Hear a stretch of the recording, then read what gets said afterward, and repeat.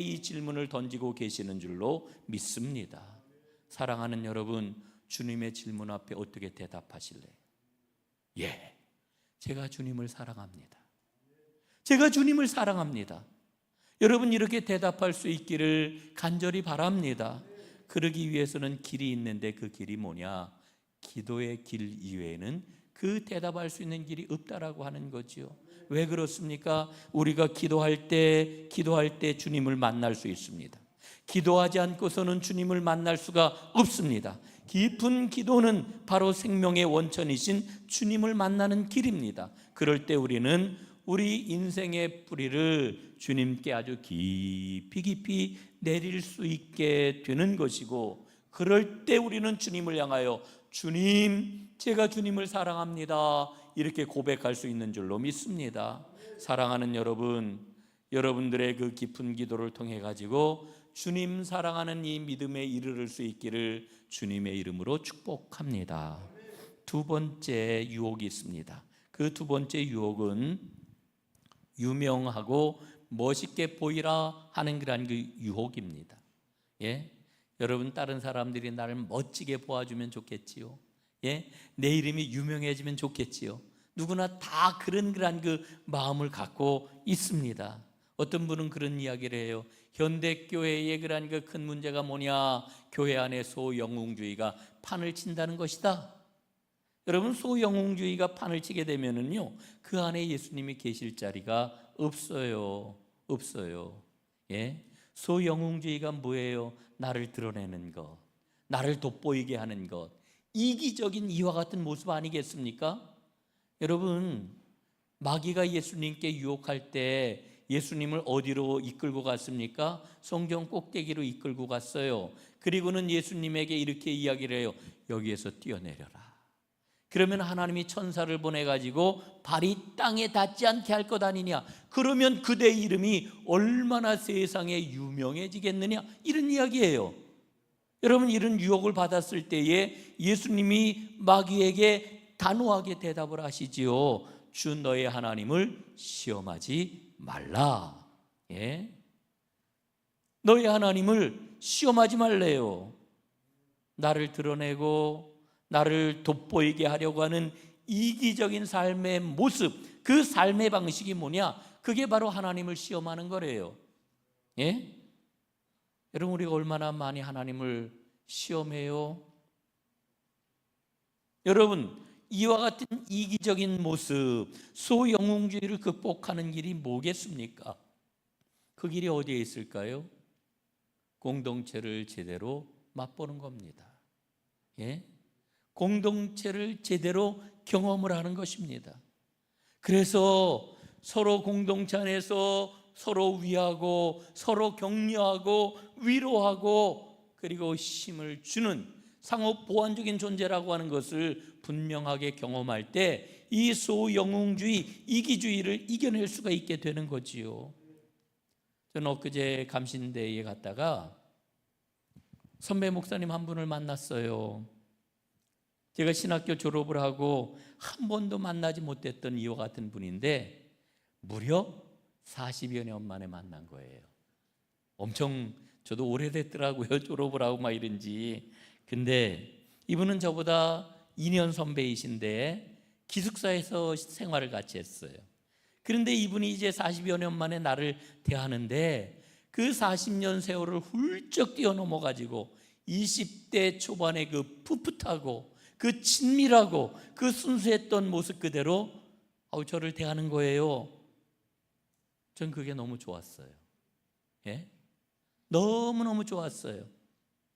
40년이 지나도 스스럼 없이 만날 수 있는 사람이 있다라고 하는 게 이게 얼마나 감사하고 기쁜 일인지 제 마음이 참 훈훈하고 정말 따뜻하고 좋아졌어요.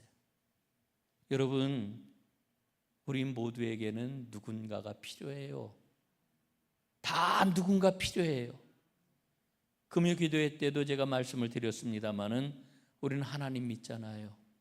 어떻게 하면 잘 믿을 수 있을까? 예? 정말 하나님 잘 믿기 위해서 온갖 가지 그런 그 애씀과 노력을 하잖아요. 그러나 여러분, 정말 중요한 게 있어요. 하나님을 믿는 그만큼 우리는 서로를 믿어야 돼요. 서로를 믿어야 돼요. 서로를. 이게 진정한 믿음이에요. 진정한 믿음. 예? 제가 이 헨리 나우엔의 글을 읽다가 제 마음에 아주 굉장히 와서 탁 부딪힌 그런 그 부분이 있는데, 그게 뭐냐면은 헨리 나우엔은 사제이거든요. 그런데 사제인 이 나우엔이 자신을 과감하게 개방을 해요. 그리고 이렇게 이야기를 해요. 목사는 생명을 주는 자가 아니다. 다른 사람과 똑같이 도움을 필요로 하는 사람이다. 깨어지는 사람, 연약한 존재다. 이렇게 이야기를 해요. 여러분, 목회자가 이 교회 공동체의 지원과 사랑을 필요로 하는 존재라고 하는 이 말, 여러분 어떻게 생각하시는지 모르겠어요. 저는 전적으로 공감을 해요. 여러분, 목사도 제한적인 사람이에요. 그런데 하나님의 무제한적인 사랑을 여는 통로로 하나님이 택해 주시고 사용하시는 거죠. 어떤 의미에서 보면은 세상에서 제일 이상한 사람 혹은 제일 불쌍한 사람이 목사일 수 있어요. 왜? 제한적인 사람인데 하나님의 무제한적인 사랑을 전하는 통로가 되어야 되니 얼마나 이게 많이 부딪히겠어요. 얼마나 힘들겠어요. 예? 그게 존재론적으로 보면 참 이상한 사람들, 참 안 된 사람들 좀 목사라고 생각을 해요. 예? 여러분, 제가 이렇게까지 이야기하는 까닭이 있어요. 그게 뭐냐? 교회 공동체는 말 그대로 진정한 공동체가 되어야 하기 때문에 그래요. 여러분, 그러기 위해서는 목사에서부터 시작을 해가지고 우리 공동체의 가장 연약한 그 작은 지체에 이르기까지 모든 공동체 식구들이 자신이 겪고 있는 고통이 있거든요. 예? 그 고통을 나눌 수 있어야 되는 거예요. 그 고통, 어디에도 내어놓지 못하는 그 고통을 함께 나눌 수 있을 때 그걸 공동체라고 이야기를 하는 거예요. 나누되 조건이 있어요. 큰 전제 조건. 그 조건이 뭐냐? 안전하게 나눌 수 있어야 돼요. 안전하게. 내가 이 공동체에서 나의 연약함을, 나의 부끄러움을 드러내 놓아도 안전하다. 나를 조금 드러냈더니 여기에서 수군수군, 저기에서 수군수군. 아무개가 이렇대, 누가 저렇대. 여러분, 이건 모래알 같은 교회지요. 이건 공동체라고 이야기할 수가 없어요. 예? 그런 의미에서 교회 안에 있는 소그룹이 너무 중요해요. 속해.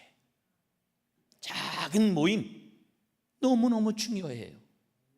거기에서 안전하게 내 삶의 아픔을 나누고 눈물을 나누고 그런 공동체를 가진 교회는 하나님의 복의 통로를 가진 교회라고 이야기할 수 있는 거지요. 사랑하는 여러분, 우리 은총의 숲 전농교회가 이와 같은 공동체가 될 수 있기를 간절히 바랍니다. 세상은 끊임없이 우리에게 유혹을 해요. 예? 유명해져라. 너를 돋보이게 해라. 여러분, 우리는 이것을 공동체 사랑을 가지고 이겨내야 됩니다. 이겨낼 수 있습니다. 이 하나님이 우리에게 주신 꿈이에요. 세 번째 유혹, 그것은 힘이 최고다. 힘을 추구하라 하는 유혹입니다. 그럼 힘이 있어야 되지요. 그래서 우리는 그러잖아요.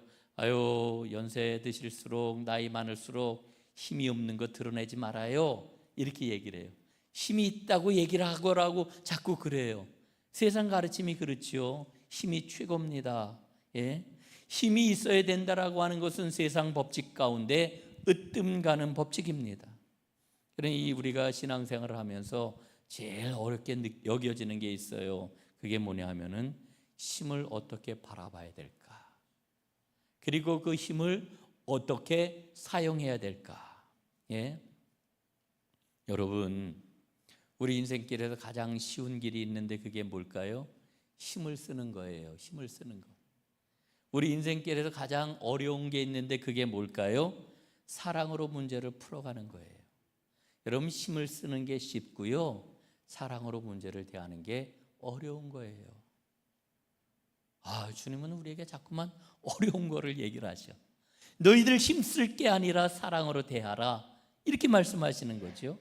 여러분, 하나님 사랑하는 것보다 하나님 되는 게 더 쉬워요. 예? 여러분, 이게 무슨 얘기예요? 우리 대부분 그런 삶을 알게 모르게 살아가는데, 내가 하나님의 자리에 서가지고 이거 해, 저거 해, 이건 이런 거야, 저건 저런 거야. 여러분, 사람을 사랑하는 게 쉬울까요? 사람을 컨트롤하는 게 쉬울까요? 컨트롤하는 게 훨씬 쉬워요. 사람 부리는 게 훨씬 쉬워요. 사람 사랑하는 건 너무 어려운 길이에요. 근데 예수님이 우리에게 뭐라고 말씀하셔요? 베드로에게 결론적으로 주시는 말씀이잖아요. 요한복음 21장에 보면은 내가 나를 사랑하느냐 계속 물으시고, 사랑한다고 대답을 하니까 예수님이 뭐라고 그러셔요? 그래, 내가 나를 사랑하는구나. 그렇다면 내가 원하지 아니하는 곳으로 이끌려 가게 해라. 그게 바로 능력이다. 여러분, 베드로가 누구예요? 제자들이 누구예요? 힘을 추구하던 사람들의 힘. 예수님이 마침내 예수님의 그 왕국을 세우시게 되면은 내가 그 나라에서 요직을 차지해 가지고 그 힘을 사용해 가지고 온 세상의 그 힘으로 무언가를 하기를 꿈꾸었던 사람, 베드로예요. 그 사람들이 제자들이란 말이에요. 그런데 그런 베드로에게 예수님이 뭐라고 말씀을 하셔요? 내가 나를 사랑한다고?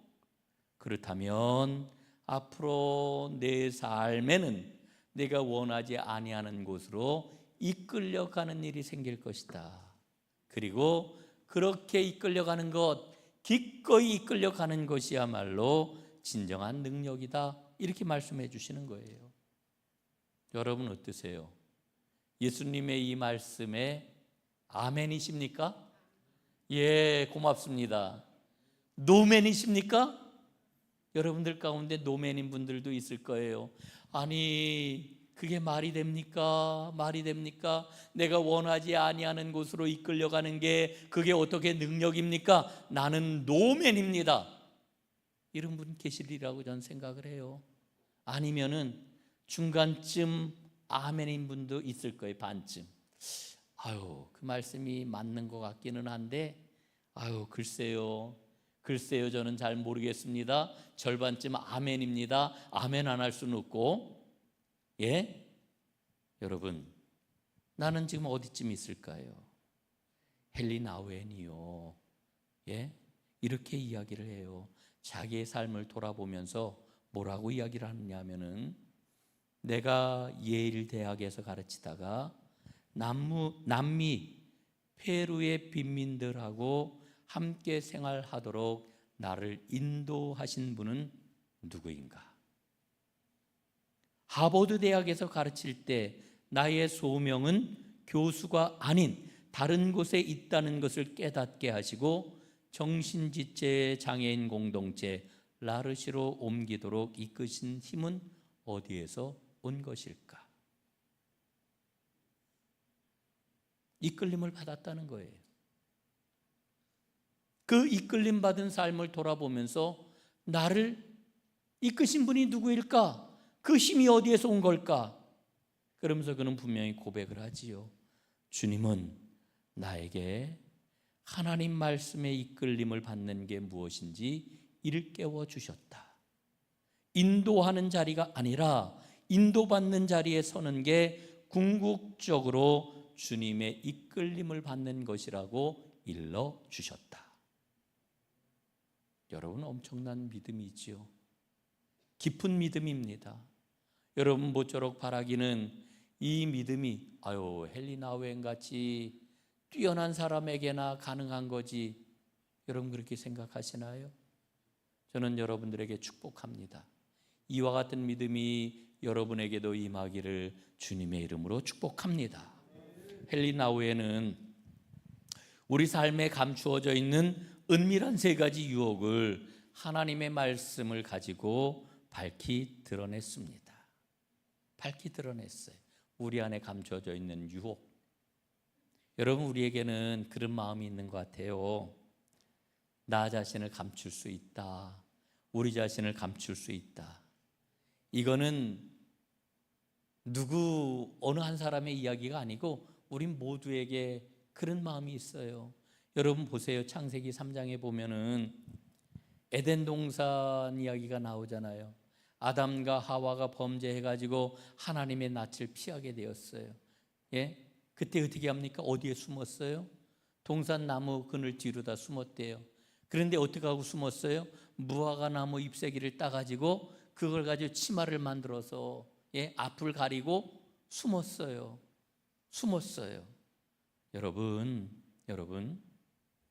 이 아담과 하와의 이야기는요, 먼 옛날 그 옛날의 이야기가 아니고 오늘 나의 이야기이고 오늘 우리의 모습인 거예요. 오늘 말씀하고 있잖아요. 하나님 말씀 앞에서는 모든 것이 발가 벗겨진 것 같이 드러나게 될 것이다. 우리 안에 감추어져 있는 헛된 욕망, 잘못된 바램, 그래서 그 모든 게 다 드러남으로 인해 가지고 우리 믿음의 미천이 이게 뭐 보잘것없네, 그 모습을 밝히 드러낼 것이라고 말씀을 합니다.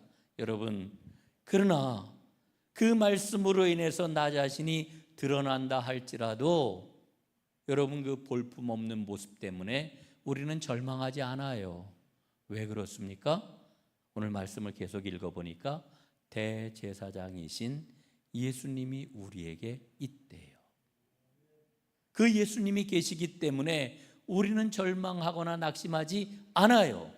오히려 내 모습을 그렇게 드러내심으로 해서 하나님께서는 우리에게 무엇을 주시는 거예요? 대제사장이신 예수님을 만날 수 있도록 해주시는 거예요. 예수님을 만나게 해주시는 방법, 그 길이 바로 말씀을 가지고 내가 누구인지 똑똑히 보게 해 주신다라고 하는 그런 그 이야기이지요. 사랑하는 여러분, 그러므로 말씀 앞에서 나의 부끄러운 모습이 드러나게 될 때 우리에게 꼭 필요한 게 있어요. 그게 뭡니까? 오늘 성경은 이렇게 말씀해 줘요. 믿는 도리를 굳건하게 붙들지어다. 믿는 도리를 붙잡는 거예요. 사랑하는 여러분, 믿는 도리를 꼭 붙잡으시기를 주님의 이름으로 축복합니다. 그러면 은혜의 보좌 앞으로 나아가는 길이 활짝 열리게 될 것입니다. 이 은혜가 여러분 모두에게 가득하기를 주님의 이름으로 축원합니다. 기도하겠습니다. 하나님 아버지, 감사합니다. 말씀이 우리 자신을 드러내고 내가 어떠한 모습을 갖고 있는지 밝혀줄 때에 우리는 그 부끄러움과 그 창피함 때문에 얼굴을 들 수 없지만, 그러나 바로 그 순간 대제사장이신 그리스도에게 나아가는 길이 열리게 되는 줄로 믿습니다. 주님을 만나게 하여 주옵소서. 은혜의 보좌 앞으로 담대히 나아가는 길이 활짝 열리게 하여 주옵소서. 그래서 날마다 은혜의 보좌를 통하여 우리에게 주시는 은혜와 복을 꼭 붙잡고 나아가는 하나님의 사람들이 다 되게 하옵소서. 예수님 이름으로 기도드리옵나이다. 아멘.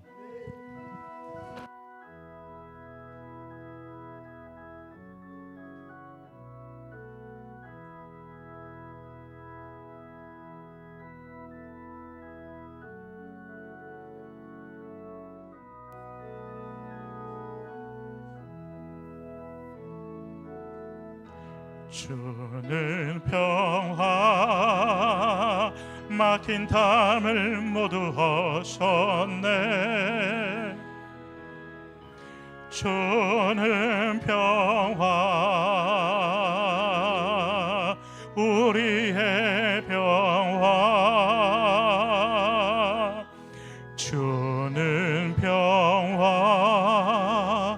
막힌 담을 모두 하셨네.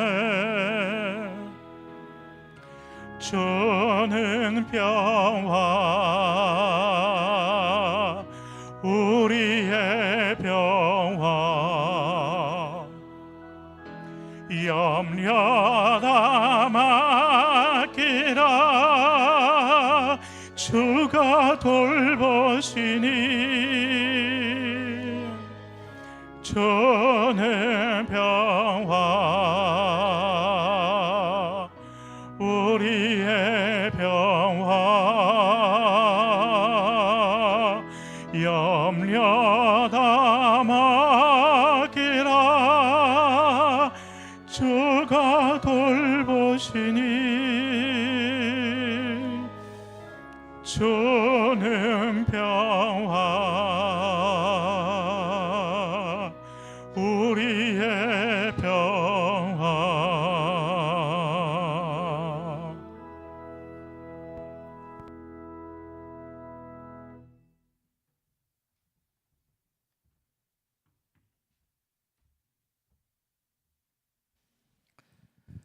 이제는 우리 주 예수 그리스도의 크신 은혜와 하나님 아버지의 끝이 없고 놀라우신 그 사랑하심과 날마다 우리에게 은혜를, 날마다 우리에게 성령을 공급해 주시며 기뻐하시는 성령님의 위로하심과 역사하심이 이제 하나님의 말씀을 마음에 품고 말씀을 통하여 나를 발견하고 은혜의 보좌로 나아가기를 기뻐하고 그 길로 나아가기를 결심하는 하나님의 모든 사람들 우회와 그 가정과 일터와 사업장 위에, 그리고 우리가 발딛고 살아가는 이 나라 대한민국과 이 민족 위에 영원히 함께 해주시기를 축원하옵나이다. 아멘.